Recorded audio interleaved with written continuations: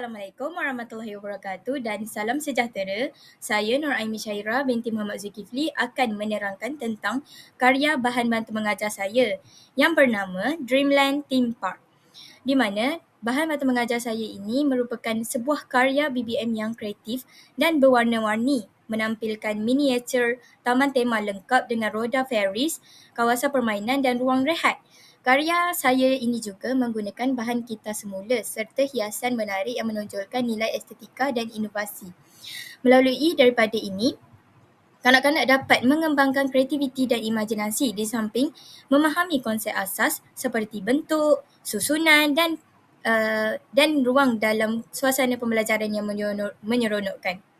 Jadi, kaitan bahan bantu mengajar saya dengan kurikulum Prasekolah 2026 dan objektif dan harapannya adalah BBM Dreamland Theme Park ini selaras dengan kurikulum Prasekolah 2026 kerana merangkumi beberapa bidang utama perkembangan kanak-kanak contohnya dari aspek kreativiti dan estetika, di mana kanak-kanak dapat menghasilkan dan menghargai model taman tema menggunakan bahan kita semula, serta mengaplikasikan warna dan hiasan secara kreatif.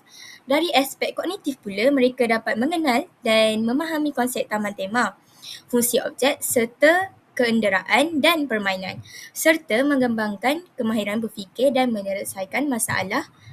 Seterusnya, dalam bahasa dan literasi di mana kanak-kanak berpeluang menamakan objek, bercerita tentang pengalaman mereka dan berkomunikasi dengan rakan mereka, sekaligus meningkatkan kosakata dalam diri mereka. Dari segi fizikal dan kesejahteraan diri, di mana aktiviti ini melibatkan koordinasi tangan, penggunaan deria serta pembelajaran secara kinestetik. Manakala dalam sosio-emosi, kanak-kanak belajar bekerjasama, berkongsi, menunggu giliran dan membina interaksi sosial yang positif dalam kalangan mereka. Jadi, objektif bahan bantu mengajar saya ini adalah untuk merangsang kreativiti dan imajinasi kanak-kanak melalui pembelajaran berasaskan bermain, membantu mereka memahami konsep asas seperti bentuk, saiz dan susunan, meningkatkan kemahiran motor halus serta menggalakkan perkembangan kemahiran sosial dan komunikasi. Selain itu, bahan bantu mengajar saya ini juga bertujuan memberi pengalaman pembelajaran yang menyeronokkan dan bermakna supaya kanak-kanak lebih aktif dan berminat untuk belajar.